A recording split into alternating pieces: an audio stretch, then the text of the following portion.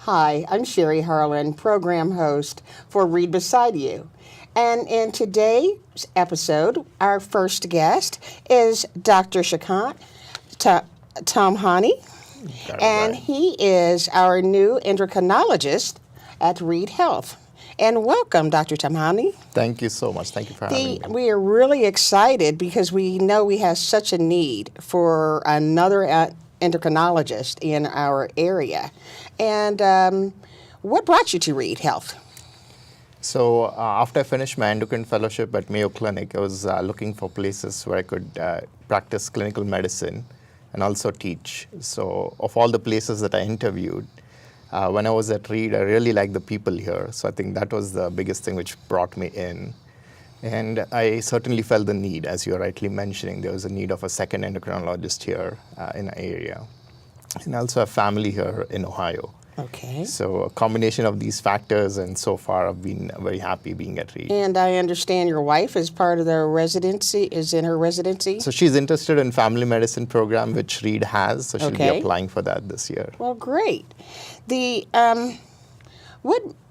Brian, when that brought you to Reid, to our area, can you give us an idea, because there's such a need for endocrinologists. So what are some of the top things that we're seeing in the diabetes area that Yeah. would bring such a need for having a second endocrinologist? No, I think the way things are changing over the last few years, I would say for 10 to 20 years, there's been an exponential increase in the number of patients with diabetes. So that's why the number of patients is increasing, so the need is there for the providers to take care of them. What has been also very exciting in the diabetes area, again over the last 5 to 10 years, I would say, a lot of new medicines to take care of diabetes, and also a lot of improvement in terms of technology to help patients with diabetes is there. So I think as a provider, it's an interesting time to practice medicine or practice medicine related to diabetes. But yeah, there is certainly a huge need because of the Were we ever-growing. saying that from a more of an obesity, or just things people are eating, or what would you kind of test? Or was a combination? Yeah, as you rightly said, it's a combination, exponential increase in the number of patients with diabetes and obesity.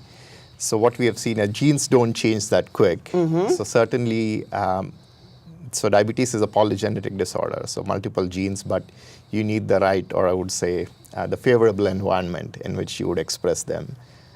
And right now, I think, yeah, again, with a lot of stress in everyday's life, the changing lifestyle in terms of exercise and eating habits is contributing a lot to that. Are we seeing that in our area of lack of exercise, or we need increased, or are people eating, or what they're eating, like more fast food, or Yeah, that could certainly. be something? Yeah, combination of both actually. So lack of exercise as our lifestyles have changed, in which we are even job-wise doing more of sedentary work. So unless there is an intention to do regular schedule exercise, it's hard to get in the activity that we want in a day. And yeah, as you would rightly see, a lot of fast food chains, and it just whatever options you're looking at outside, they have a Right. lot of calories in them. So which makes it hard Yes. if you want to maintain a healthy diet. When we are looking in, we were excited to get your experience coming from the Mayo Clinic. Could you tell us a little bit about your fellowship that you had Yeah. with Mayo? I think those 3 years were the most fascinating years of my life. So it was 3 years at Mayo. So I was blessed to train there. So it's #1 endocrine program for last 20 plus years in the United States. You see a wide variety of patients in diabetes and other endocrine disorders. And you get to know or get to learn from outstanding mentors and role models. So I think those were very nice years for me to train in endocrinology. Mayo has a very nice patient-centered care model, and also they believe in empowering the patient as much as you can to take care of their disorder. I think those are the principles which are kind of ingrained in me now, and I try to do the same thing in my practice. Well, we're excited that you're bringing those principles to Reid. So how did you decide that you wanted to be an endocrinologist? Yeah, so some personal reasons and professional reasons. So when I was in high school, my father got diagnosed with diabetes, and I saw him kind of, so as to say, struggle with the challenges which come with managing diabetes. Later on, my father-in-law was, who had long-term diabetes, he passed away because of complications of diabetes. So with that background, coming into the medical training, I was seeing the exponential rise in the number of patients with diabetes, as we talked about. But also what was exciting is the new medications and the technology available to take care of patients with diabetes, like my father or my father-in-law. So those are some of the things which started attracting me towards endocrine and the metabolic disorders.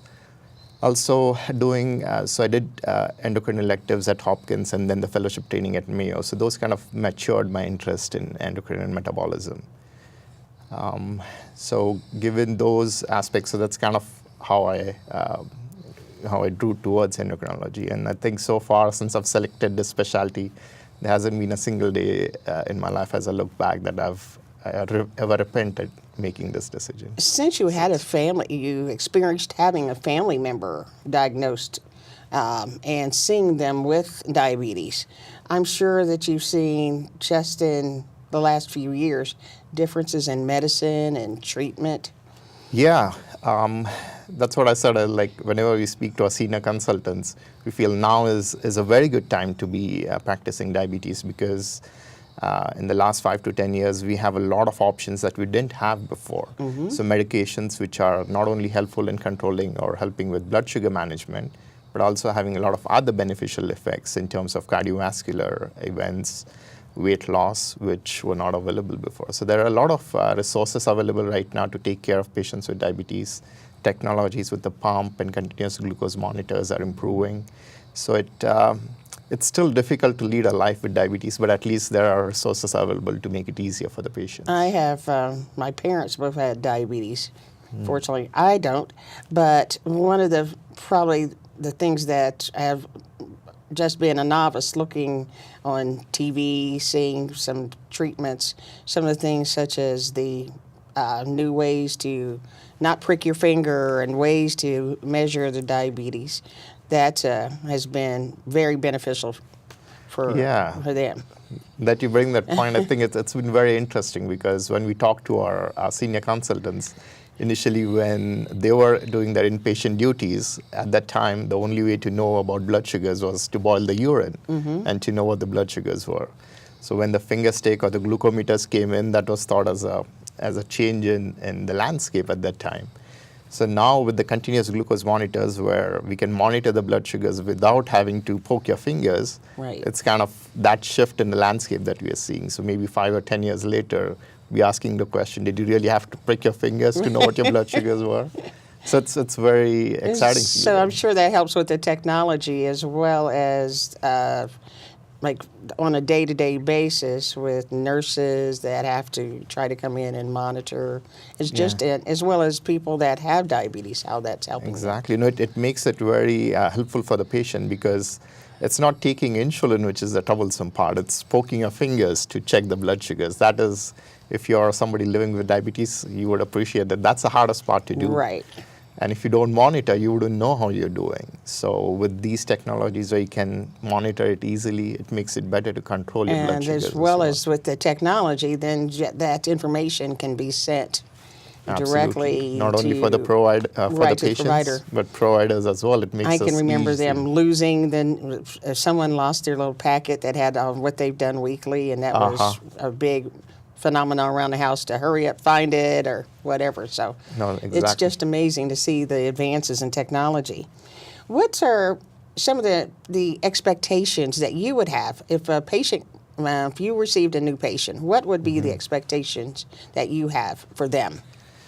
So, if you're a new patient, whether it's a first visit or a subsequent visit, so with kind of inculcating the values of training at Mayo Clinic, I believe a lot in knowing the patient more in terms of their preferences, values, and beliefs. I think that is very important because if you want to achieve good healthcare outcomes, not only you want to practice evidence-based medicine, but you want to practice it in the context of the patient's beliefs and values. which is very crucial. So I do lay a lot of emphasis in knowing that. With the first patient appointment, whether it's in diabetes or any disorders related to endocrine in which I specialize, so thyroid, pituitary, adrenal, or bone disorders like osteoporosis or hyperparathyroidism. The main emphasis during the first visits or subsequent visits is trying to make them understand what the diagnosis means in the language which is easier for them. Trying to explain why are we doing these diagnostic tests? What is the management strategy? So as much as you can explain to them, take their opinions into consideration while you're making a decision plan. That is very crucial for me. That is what they can expect from me when they see me, or that is what we would be doing in the appointments. One of the things that often people would say, a person that was diagnosed with diabetes, oh, they didn't follow the proper diet, they didn't do this. And I really like your non-judgmental attitude. And one of the things we had spoken about often, just the cost of just eating healthy. It's not like you can drive through the dollar menu and stay on your diet often. Yeah, it is hard. It is hard. Lifestyle changes is one of the hardest thing to do. And if you're being judgmental, it's not going to be easy to take care of anybody. Right. So the best a provider can do is be non-judgmental, take into consideration, because there are a lot of factors which you don't understand which are going on in patients' life, which is not allowing them to do what they think should be done. So you have to consider that. You have to be patient, you have to be sympathetic and take care of the patient in the best way. So you're looking at the entire full realm of diabetes management. Absolutely. So taking all of that and being non-judgmental, listening to what their lifestyle is to help them achieve their goals. Exactly. And as a provider, I think the best you can do is, as I said, empower them to take care of the disease by themselves. So if you're a patient with diabetes coming to me, or if you're on insulin, so I think as a provider, I would not be doing my job to the right extent if I'm just telling you what dose of insulin to take. The most important aspect is to understand or to know how that program works. How can you titrate your dose of insulins based on your blood sugars or what you're eating? So give you the tools to be successful in the days that follow, because you're living with diabetes every day. You're seeing me once in 3 months. If I give you the tools or teach you how to do it, you will be in a better shape to take care of yourself. Well, we want to thank Dr. Tamhani for coming to join Reid Beside You today. Thank you. Thank you for And we'll having have me. and on the screen, we'll have your contact information on how to get in touch with Dr. Tamhani. Thank you so much. Thank you very much. Thank you.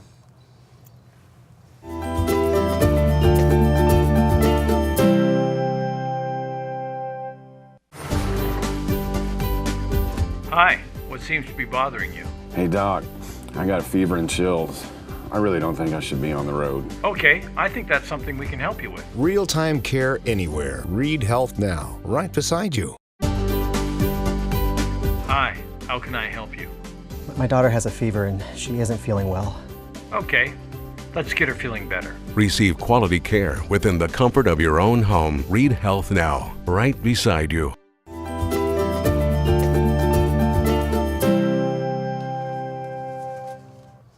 Welcome back to Reid Beside You. My second guest today is Christy Farrell with Reid Health Diabetes and Nutrition Education Department. Welcome, Christy. Thank you for having me. We're glad to have you. Our first thing is November is Diabetes Awareness Month. Yes. Can you share what Reid Health is doing in November? Absolutely. This is an exciting month for diabetes and nutrition education and Reid Endocrinology. We host an annual event every year. This year is our 12th annual event, November 14th. It's a Wednesday, second Wednesday of the month from 5 to 7 p.m.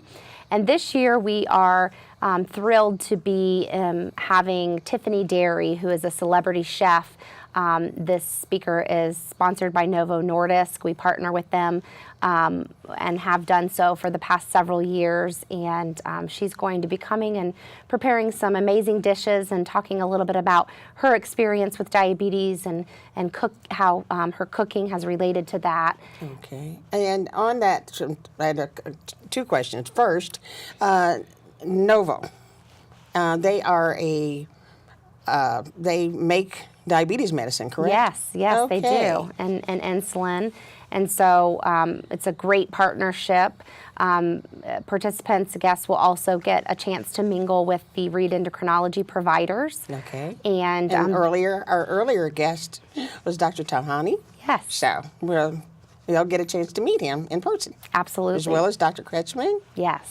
And our nurse practitioner. And Natalie King. Right. We always have a great spread of healthy hors d'oeuvres, and then after the speaker completes her portion, we'll also have some light desserts and coffee as well. Well, that's always interesting because your department has really set itself apart. We always have we bring celebrities Yes. to the Reid service area. And so that gives our audience an opportunity to meet these people. So this year it'll be Tiffany. Absolutely. And to see, and so she will be cooking as well? She will be.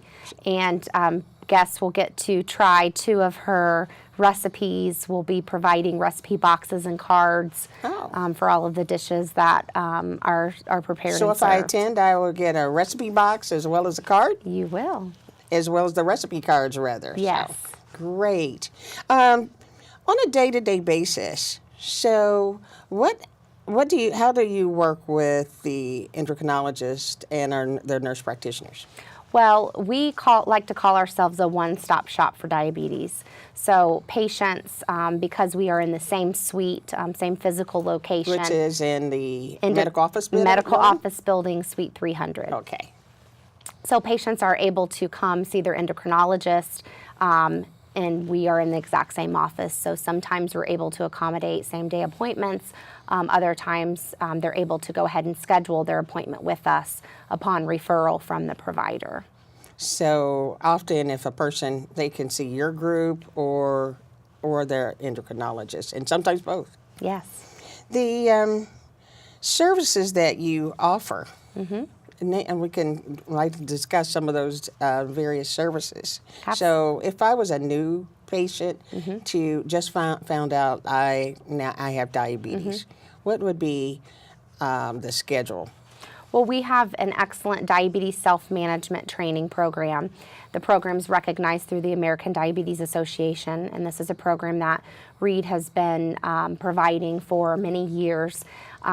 We have to meet certain criteria on an annual basis, and this is a program that is based on evidence-based research. So, what has really proven effective to manage a person's diabetes. So the patient would be referred by their provider, and then they would come in for a one-on-one appointment with a diabetes educator. Following that, they would go into one of 2 classes, and we hold classes on Monday evenings from 5 to 7 p.m. or Wednesday mornings from 9 to 11 a.m. So what were some of the things that they would learn during those classes? They would learn how to monitor their blood sugar with a purpose. They would also be set up with an individualized meal plan and be taught how to carb count.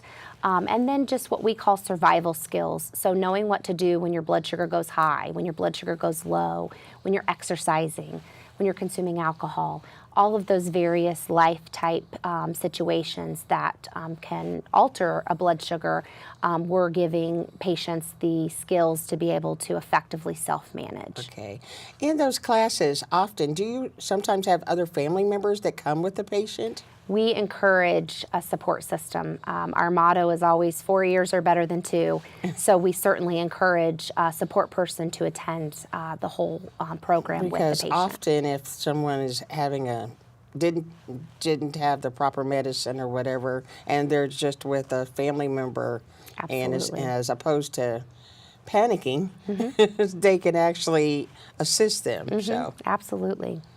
the another thing is they have what about like with insulin? If you have like a insulin pump, do you teach classes on using that or We do. the management of that? We have a free insulin pump information session once a month. It's located in our suite in the medical office building in the classroom, Suite 300.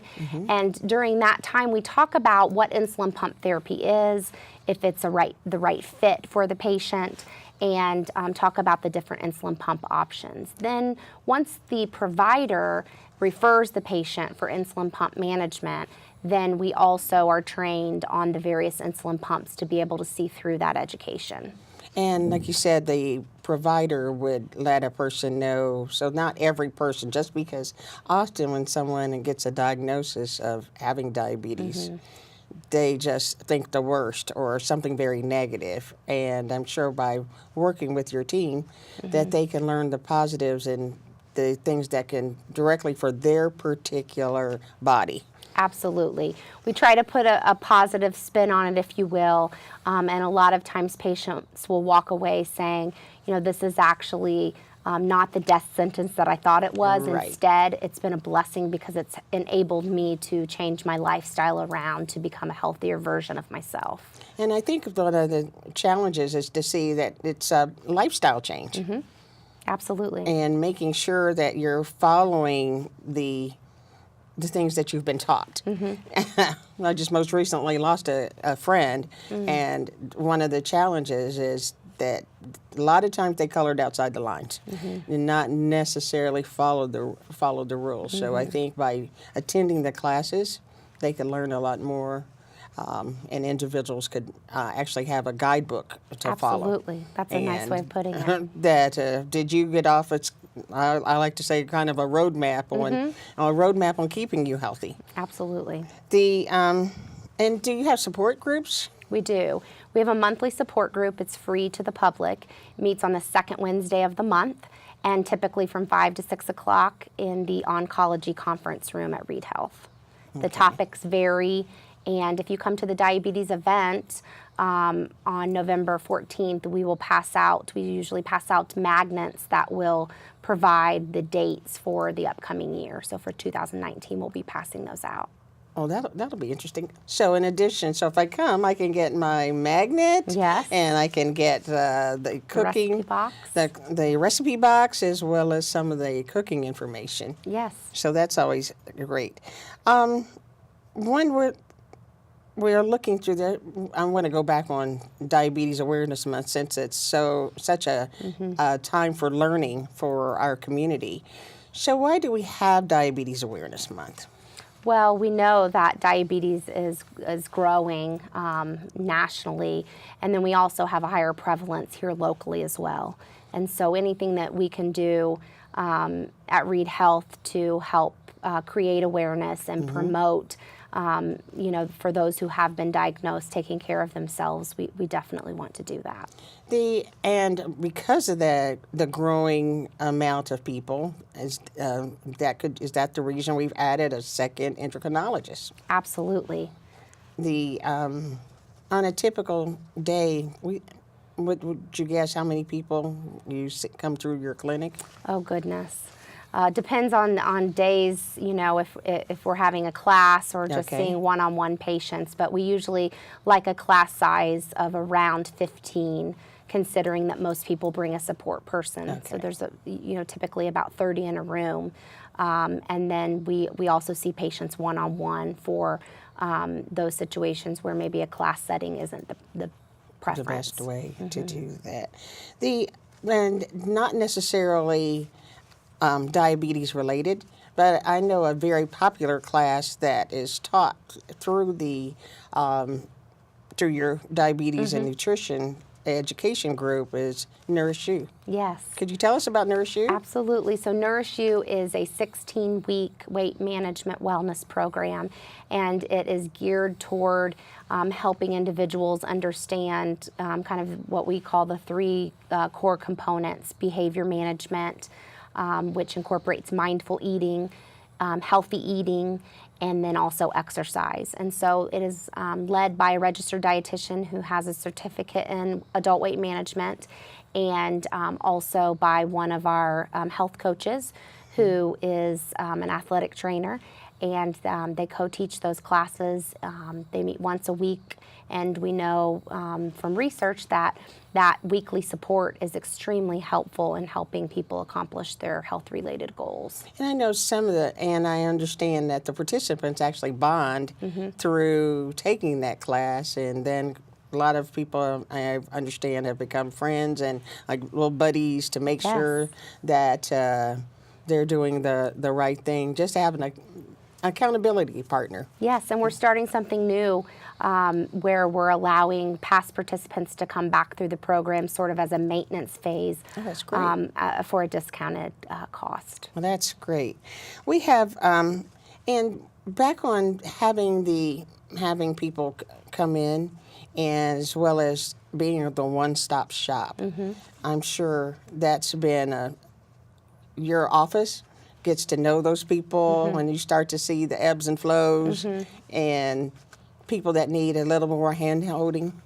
Well, it's nice because if a patient of Dr. Timhani or Dr. Kretschmann is in to see one of the educators in our office, but they need to ask a question of one of the staff members from endocrinology, they're not having to leave and go physically to another office or pick up the phone and call. Oftentimes we can get those questions answered while they're there, which is extremely helpful and time-saving for the patient. And are you doing some classes, we have been doing some classes out in the community? Or We do some community classes as well, presentations, some well at work sessions throughout businesses in the community as well. Oh, that's great.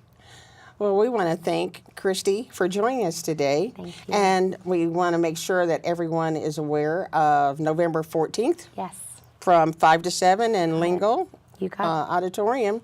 And we'll get to see our celebrity chef, Dairy. Tiffany. That will be very interesting, as well as all the gifts and prizes Yes. and healthy snacks. And thank you for being here today, Christy Farrell. Thanks for joining us today on Reid Beside You.